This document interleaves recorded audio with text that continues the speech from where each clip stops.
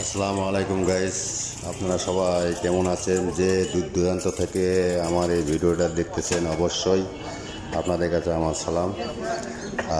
যে কারণে ভিডিওটা করা, এই কিছুক্ষণ আগেই আমাদের বগুড়া টু সান্তাহার রোডে ইন্ডোর ব্রিজের পূর্ব পাশ পশ্চিম পাশে অ্যাক্সিডেন্ট দুর্ঘটনা ঘটে।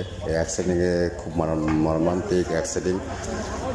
বাসটা যাচ্ছিল বগুড়া থেকে সান্তাহারের উদ্দেশ্যে, আর ভুটভুটিটা যাচ্ছিল সান্তাহার থেকে আদমদীঘির উদ্দেশ্যে। আমাদের ইন্ডোর ব্রিজের পূর্ব পাশে এসে পূর্ব পাশে এসে আজকে আর কি মুখোমুখি অ্যাক্সিডেন্টটা ঘটে। এই অ্যাক্সিডেন্টে প্রায় 5-6 জন অবস্থা খুবই আশঙ্কাজনক। তো যাই হোক, এই অ্যাক্সিডেন্টের ঘটনায় ভুটভুটির পুরোটাই দোষ ধরতে গেলে, কারণ সে বাম সাইড থেকে ডান সাইডে যে নিয়ন্ত্রণে হারে বাজাকে মেরে দেয়। তো 4-5 জনের অবস্থা খুবই আশঙ্কাজনক। তাদের এলাকা গ্রামবাসী, ডালম্বা এলাকায় গ্রামবাসী উদ্ধার করে হসপিটালে পাঠিয়ে দিয়েছে। ফায়ার সার্ভিস এই মুহূর্তে ওখানে অবস্থান করতেছে, কিন্তু পুলিশের কোনো আগমন নেই। এই তো দেশের পরিস্থিতি। তো যাই হোক, ভিডিওটা আপনাদের ভালো লাগলে ভালো কমেন্ট করবেন এবং তাড়াতাড়ি জিনিসটা শেয়ার করবেন, যেন তাদের আত্মীয়স্বজনের কাছে ভিডিওটা পৌঁছে আসবে।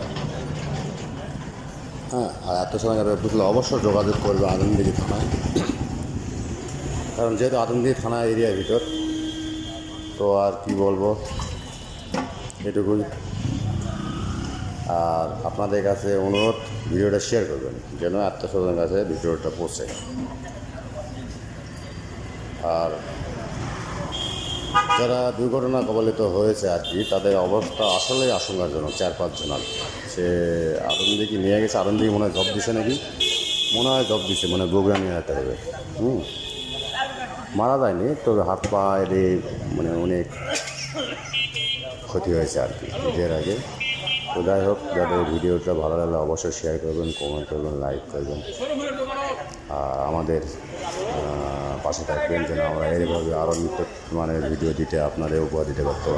দেখলাম। আসসালামু আলাইকুম, সবাই ভালো থাকবেন। খোদা হাফেজ।